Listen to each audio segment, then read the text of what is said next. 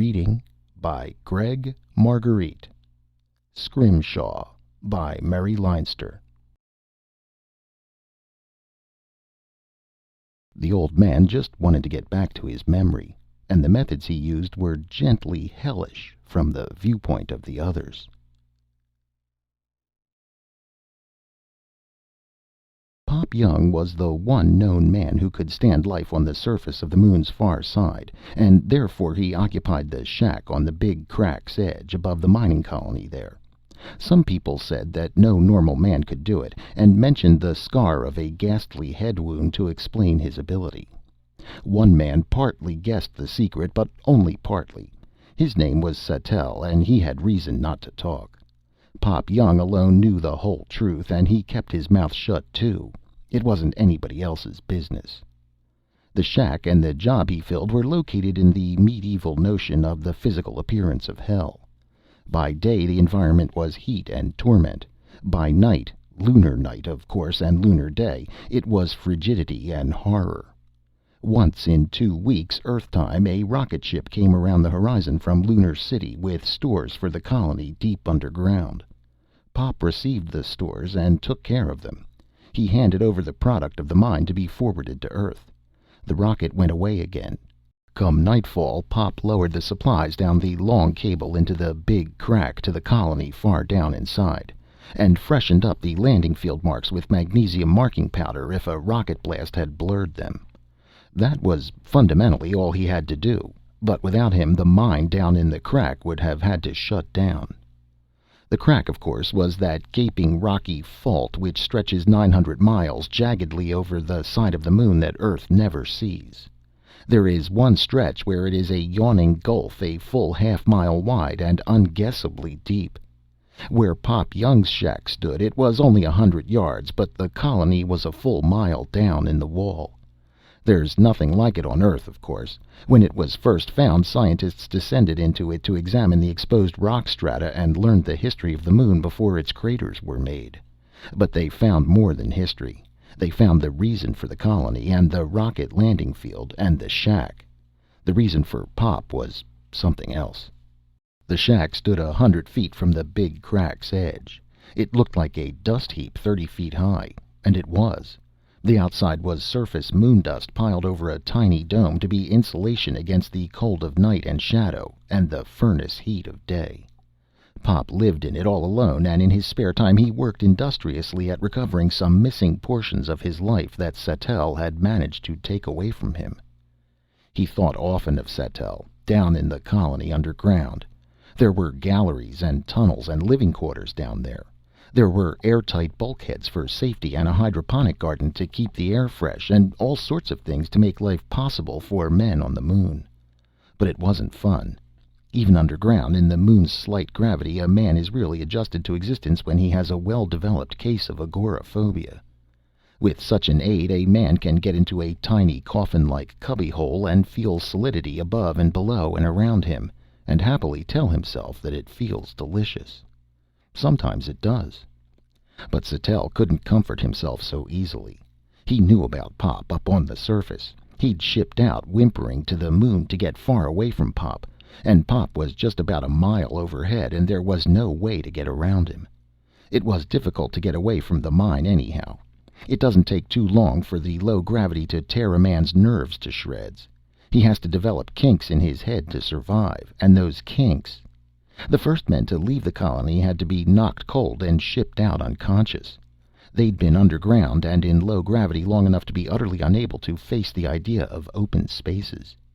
Even now there were some who had to be carried, but there were some tougher ones who were able to walk to the rocket ship if Pop put a tarpaulin over their heads so they didn't have to see the sky. In any case, Pop was essential, either for carrying or guidance. Satel got the shakes when he thought of Pop, and Pop rather probably knew it.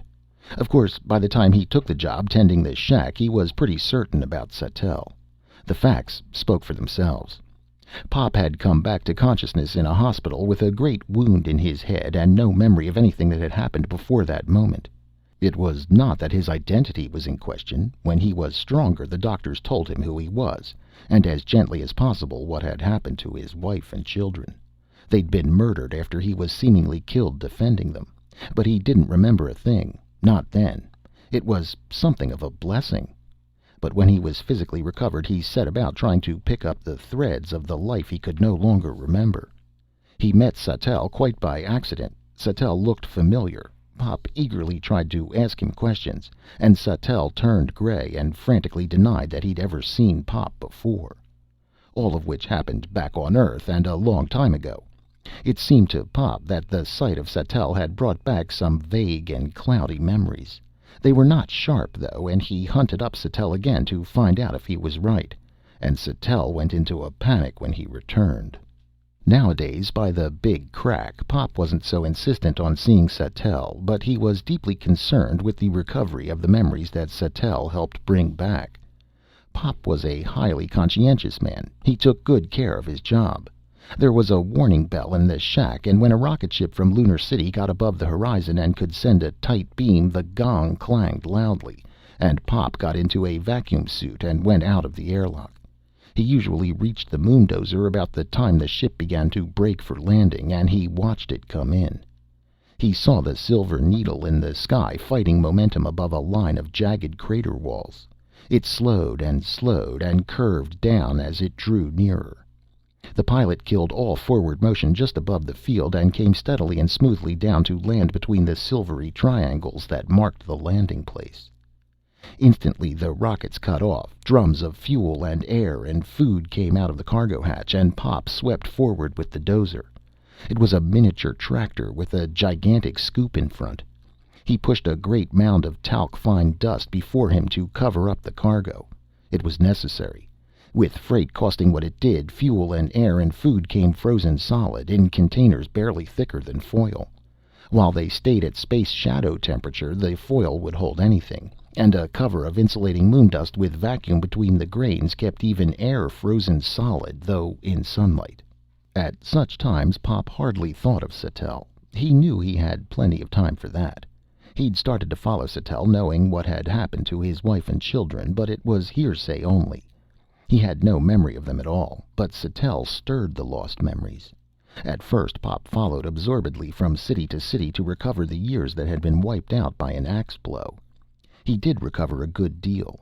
When Satel fled to another continent, Pop followed because he had some distinct memories of his wife, and the way he'd felt about her, and some fugitive mental images of his children. When Satel frenziedly tried to deny knowledge of the murder in Tangier, Pop had come to remember both his children and some of the happiness of his married life. Even when Satel, whimpering, signed up for Lunar City, Pop tracked him. By that time he was quite sure that Satel was the man who'd killed his family. If so, Satel had profited by less than 2 days' pay for wiping out everything that Pop possessed. But Pop wanted it back. He couldn't prove Satel's guilt. There was no evidence. In any case, he didn't really want Satel to die. If he did, there'd be no way to recover more lost memories. Sometimes in the shack on the far side of the moon, Pop Young had odd fancies about Satel. There was the mine, for example. In each 2 Earth weeks of working, the mine colony nearly filled up a 3-gallon canister with greasy-seeming white crystals shaped like 2 pyramids base to base. The filled canister would weigh 100 pounds on Earth. Here it weighed 18. But on Earth its contents would be computed in carats, and 100 pounds was worth millions. Yet here on the moon, Pop kept a waiting canister on a shelf in his tiny dome behind the air apparatus. It rattled if he shook it, and it was worth no more than so many pebbles. But sometimes Pop wondered if Satel ever thought of the value of the mine's production. If he would kill a woman and 2 children and think he'd killed a man for no more than $100, what enormity would he commit for a 3-gallon quantity of uncut diamonds? But he did not dwell on such speculation. The sun rose very, very slowly in what by convention was called the east. It took nearly 2 hours to urge its disk above the horizon, and it burned terribly in emptiness for 14 times 24 hours before sunset. Then there was night, and for 336 consecutive hours there were only stars overhead, and the sky was a hole so terrible that a man who looked up into it, what with the nagging sensation of 1/6 gravity, tended to lose all confidence in the stability of things. Most men immediately found it hysterically necessary to seize hold of something solid to keep from falling upward. But nothing felt solid. Everything fell too. Wherefore most men tended to scream. But not Pop. He'd come to the moon in the first place because Satel was here. Near Satel he found memories of times when he was a young man with a young wife who loved him extravagantly. Then pictures of his children came out of emptiness and grew sharp and clear. He found that he loved them very dearly, and when he was near Satel he literally recovered them, in the sense that he came to know new things about them and had new memories of them every day. He hadn't yet remembered the crime which lost them to him. Until he did, and the fact possessed a certain grisly humor, Pop didn't even hate Satel. He simply wanted to be near him because it enabled him to recover new and vivid parts of his youth that had been lost. Otherwise he was wholly matter-of-fact, certainly so for the far side of the moon. He was a rather fussy housekeeper. The shack above the Big Crack's rim was as tidy as any lighthouse or fur trapper's cabin. He tended his air apparatus with a fine precision. It was perfectly simple. In the shadow of the shack he had an unfailing source of extreme low temperature. Air from the shack flowed into a shadow-chilled pipe. Moisture condensed out of it here, and CO2 froze solidly out of it there, and on beyond it collected as restless, transparent liquid air. At the same time, liquid air from another tank evaporated to maintain the proper air pressure in the shack. Every so often Pop tapped the pipe where the moisture froze, and lumps of water ice clattered out to be returned to the humidifier. Less often he took out the CO2 snow and measured it, and dumped an equivalent quantity of pale blue liquid oxygen into the liquid air that had been purified by cold. The oxygen dissolved. Then the apparatus reversed itself and supplied fresh air from the now enriched fluid, while the depleted other tank began to fill up with cold, purified liquid air.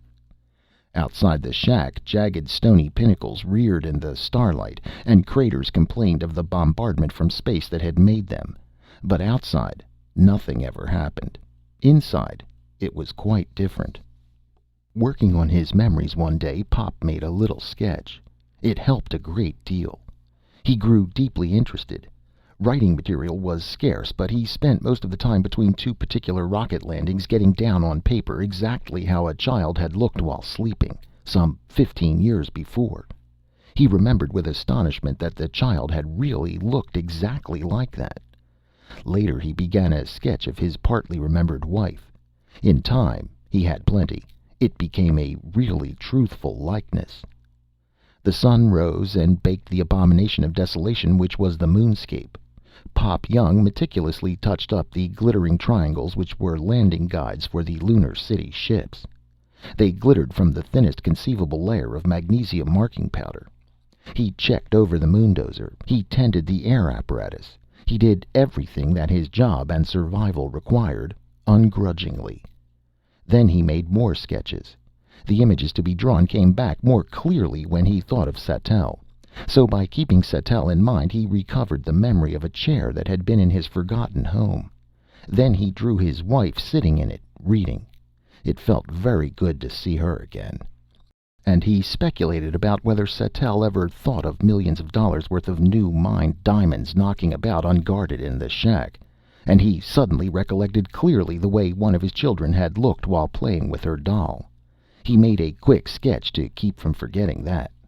There was no purpose in the sketching, save that he'd lost all his young manhood through a senseless crime. He wanted his youth back. He was recovering it bit by bit. The occupation made it absurdly easy to live on the surface of the far side of the moon, whether anybody else could do it or not.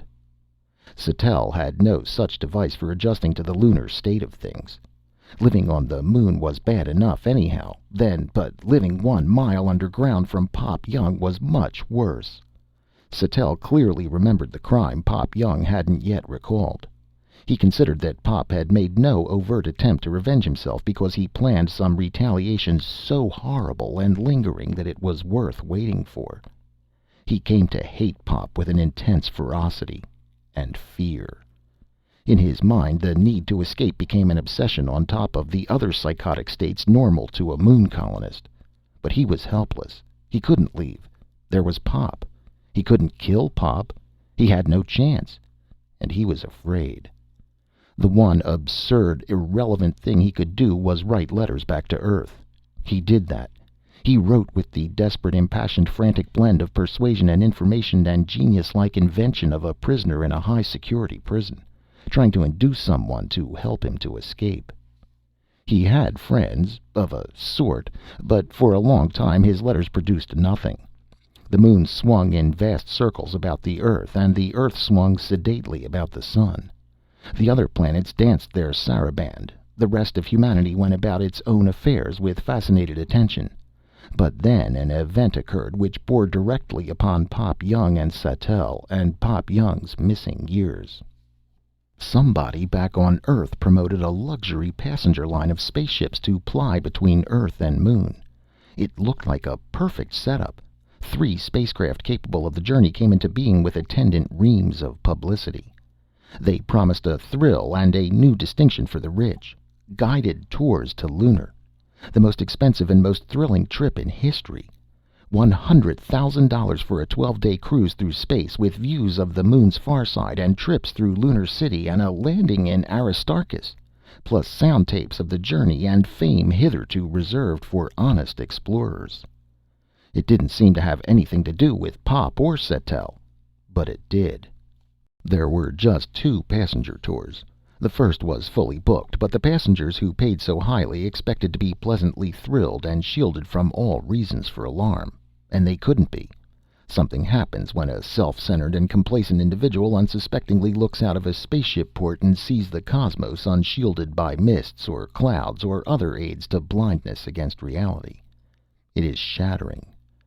A millionaire cut his throat when he saw Earth dwindled to a mere blue-green ball in vastness. He could not endure his own smallness in the face of immensity. Not one passenger disembarked, even for Lunar City. Most of them cowered in their chairs, hiding their eyes. They were the simple cases of hysteria. But the richest girl on Earth, who'd had 5 husbands and believed that nothing could move her, she went into catatonic withdrawal and neither saw nor heard nor moved. 2 other passengers sobbed in improvised straitjackets. The first shipload started home. Fast. The second luxury liner took off with only 4 passengers and turned back before reaching the moon. Space pilots could take the strain of spaceflight because they had work to do. Workers for the lunar mines could make the trip under heavy sedation. But it was too early in the development of space travel for pleasure passengers. They weren't prepared for the more humbling facts of life. Pop heard of the quaint commercial enterprise through the microtapes put off at the shack for the men down in the mines. Satel probably learned of it the same way. Pop didn't even think of it again. It seemed to have nothing to do with him. But Satel undoubtedly dealt with it fully in his desperate writings back to Earth. Pop matter-of-factly tended the shack and the landing field and the stores for the Big Crack mine. Between times he made more drawings in pursuit of his own private objective. Quite accidentally he developed a certain talent professional artists might have approved. But he was not trying to communicate, but to discover. Drawing, especially with his mind on Satel, he found fresh incidents popping up in his recollection. Times when he was happy. One day he remembered the puppy his children had owned and loved. He drew it painstakingly, and it was his again. Thereafter he could remember it any time he chose. He did actually recover a completely vanished past. He envisioned a way to increase that recovery, but there was a marked shortage of artists' materials on the moon. All freight had to be hauled from Earth on a voyage equal to rather more than 1,000 times around the equator of the Earth. Artists' supplies were not often included. Pop didn't even ask. He began to explore the area outside the shack for possible material no one would think of sending from Earth. He collected stones of various sorts, but when warmed up in the shack they were useless. He found no strictly lunar material which would serve for modeling or carving portraits in the ground. He found minerals which could be pulverized and used as pigments, but nothing suitable for this new adventure in the recovery of lost youth. He even considered blasting to aid his search. He could. Down in the mine, blasting was done by soaking carbon black from CO2 in liquid oxygen and then firing it with a spark. It exploded splendidly. and its fumes were merely more CO2, which an air apparatus handled easily. But he didn't do any blasting. He didn't find any signs of the sort of mineral he required. Marble would have been perfect, but there is no marble on the moon, naturally.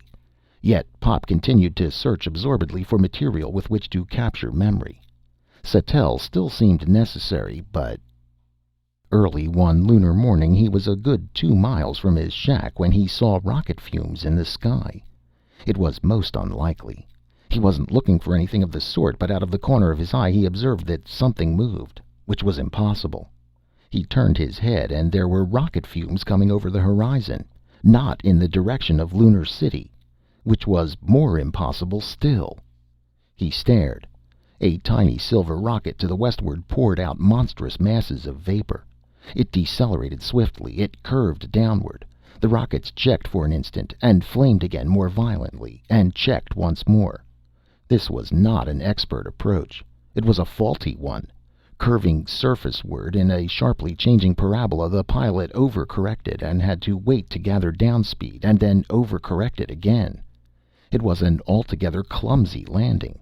The ship was not even perfectly vertical when it settled, not quite in the landing area marked by silvery triangles.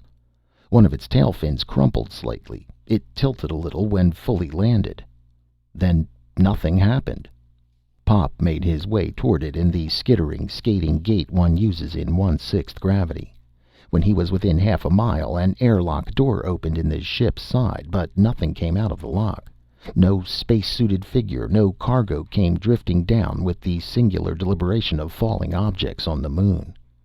It was just barely past lunar sunrise on the far side of the moon. Incredibly long and utterly black shadows stretched across the plain, and half the rocket ship was dazzling white, and half was blacker than blackness itself. The sun still hung low, indeed, in the black, star-speckled sky. Pop waded through moon dust, raising a trail of slowly settling powder. He knew only that the ship didn't come from Lunar City, but from Earth.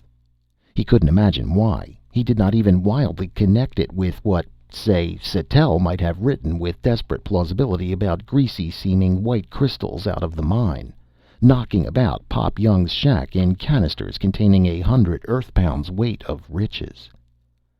Pop reached the rocket ship. He approached the big tail fins.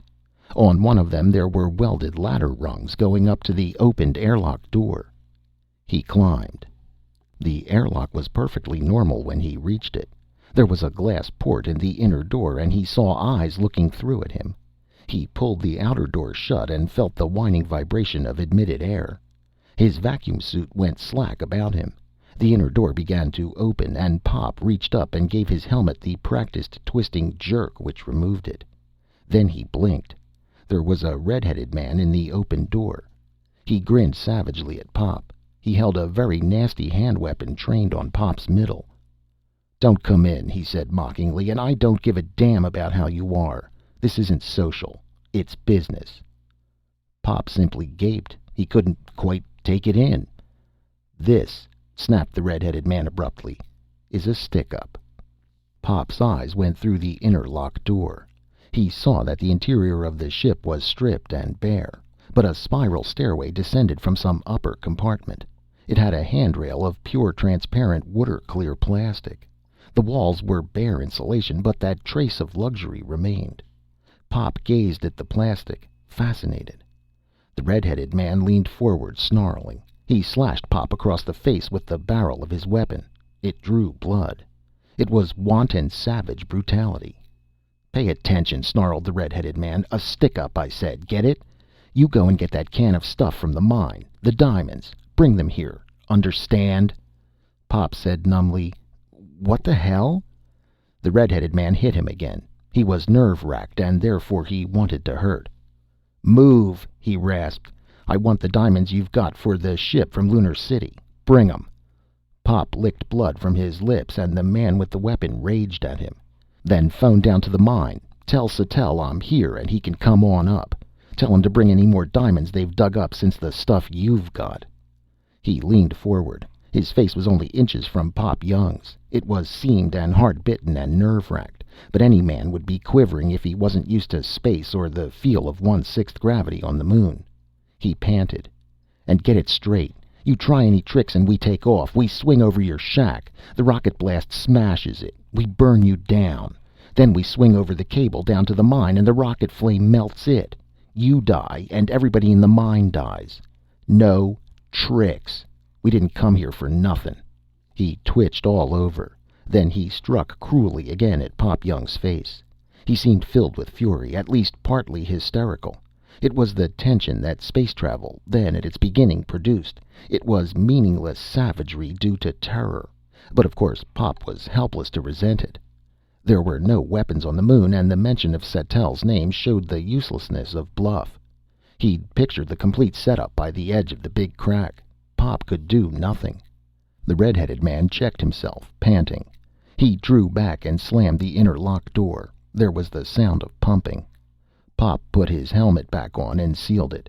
The outer door opened. Outrushing air tugged at Pop. After a second or two he went out and climbed down the welded-on ladder bars to the ground. He headed back towards his shack. Somehow the mention of Satel had made his mind work better. It always did. He began painstakingly to put things together. The red-headed man knew the routine here in every detail. He knew Satel. That part was simple. Satel had planned this multi-million-dollar coup as a man in prison might plan his break. The stripped interior of the ship identified it. It was one of the unsuccessful luxury liners sold for scrap, or perhaps it was stolen for the journey here. Satel's associates had had to steal or somehow get the fuel and somehow find a pilot. But there were diamonds worth at least $5 million waiting for them, and the whole job might not have called for more than 2 men, with Satel as a third. According to the economics of crime, it was feasible. Anyhow, it was being done. Pop reached the dust heap which was his shack and went in the airlock. Inside he went to the vision phone and called the mine colony down in the crack. He gave the message he'd been told to pass on. Satel to come up with what diamonds had been dug since the regular canister was sent up for the Lunar City ship that would be due presently. Otherwise the ship on the landing strip would destroy Shack and Pop and the colony together. "I'd guess," said Pop painstakingly, "that Satel figured it out. He's probably got some sort of gun to keep you from holding him down there. But he won't know his friends are here. Not right this minute, he won't." A shaking voice asked questions from the vision phone. "No," said Pop, "they'll do it anyhow. If we were able to tell about them, they'd be chased. But if I'm dead and the shack smashed and the cable burnt through, they'll be back on Earth long before a new cable's been got and let down to you. So they'll do all they can, no matter what I do." He added, "I wouldn't tell Satel a thing about it, if I were you. It'll save trouble. Just let him keep on waiting for this to happen. It'll save you trouble." Another shaky question. "Me?" asked Pop. "Oh, I'm going to raise what hell I can. There's some stuff in that ship I want." He switched off the phone. He went over to his air apparatus. He took down the canister of diamonds, which were worth $5 million or more back on Earth. He found a bucket. He dumped the diamonds casually into it. They floated downward with great deliberation and surged from side to side like a liquid when they stopped. 1/6 gravity. Pop regarded his drawings meditatively. A sketch of his wife as he now remembered her. It was very good to remember. A drawing of his 2 children playing together. He looked forward to remembering much more about them. He grinned. "That stair rail," he said in deep satisfaction. "That'll do it." He tore bed linen from his bunk and worked on the emptied canister. It was a double container with a thermoware interior lining. Even on Earth, newly mined diamonds sometimes fly to pieces from internal stress. On the moon, it was not desirable that diamonds be exposed to repeated violent changes of temperature, so a thermoware-lined canister kept them at mine temperature once they were warmed to touchability. Pop packed the cotton cloth in the container. He hurried a little because the men in the rocket were shaky and might not practice patience. He took a small emergency lamp from his spare spacesuit. He carefully cracked its bulb, exposing the filament within. He put the lamp on top of the cotton and sprinkled magnesium marking powder over everything. Then he went to the air apparatus and took out a flask of the liquid oxygen used to keep his breathing air in balance. He poured the frigid, pale blue stuff into the cotton. He saturated it. All the inside of the shack was foggy when he finished. Then he pushed the canister top down. He breathed a sigh of relief when it was in place. He'd arranged for it to break a frozen brittle switch as it descended. When it came off, the switch would light the lamp with its bare filament. There was powdered magnesium in contact with it and liquid oxygen all about. He went out of the shack by the airlock. On the way, thinking about Satel, he suddenly recovered a completely new memory. On their first wedding anniversary so long ago, he and his wife had gone out to dinner to celebrate. He remembered how she looked, the almost smug joy they shared that they would be together for always, with one complete year for proof. Pop reflected hungrily that it was something else to be made permanent and inspected from time to time. But he wanted more than a drawing of this. He wanted to make the memory permanent, and to extend it. If it had not been for his vacuum suit and the canister he carried, Pop would have rubbed his hands. Tall, jagged crater walls rose from the lunar plain. Monstrous, extended, inky shadows stretched enormous distances, utterly black. The sun, like a glowing octopod, floated low at the edge of things and seemed to hate all creation. Pop reached the rocket. He climbed the welded ladder rungs to the airlock. He closed the door. Air whined. His suit sagged against his body. He took off his helmet. When the red-headed man opened the inner door, the hand weapon shook and trembled. Pop said calmly, "Now, I've got to go handle the hoist. If Satel's coming up from the mine, if I don't do it, he don't come up." The red-headed man snarled, but his eyes were on the canister whose contents should weigh 100 pounds on Earth. "Any tricks," he rasped, "and you know what happens." "Yeah," said Pop. He stolidly put his helmet back on, but his eyes went past the red-headed man to the stair that wound down, inside the ship, from some compartment above. The stair rail was pure, clear, water-white plastic, not less than 3 inches thick. There was a lot of it. The inner door closed. Pop opened the outer. Air rushed out. He climbed painstakingly down to the ground. He started back toward the shack. There was the most luridly bright of all possible flashes.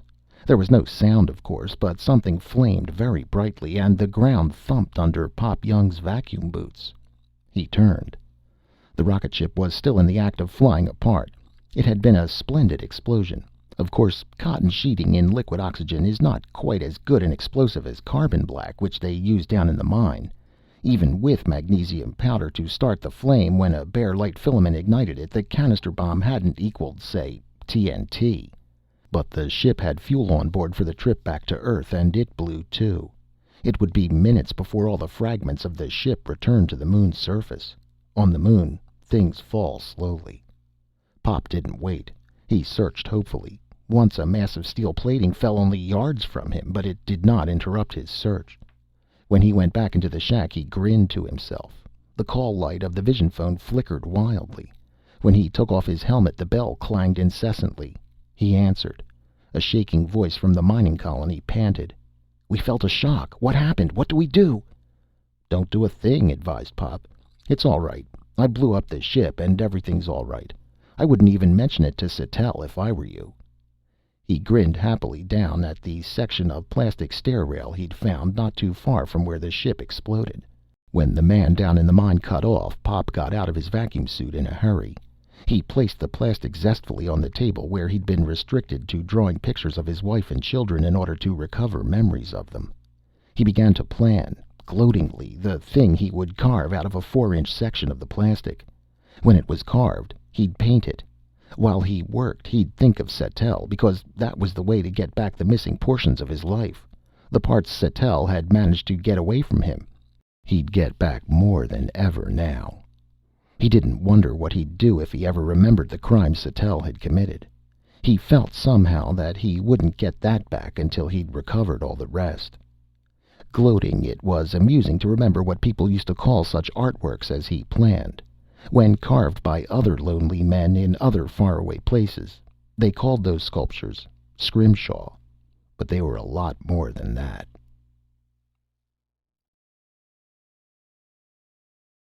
End of Scrimshaw by Murray Leinster.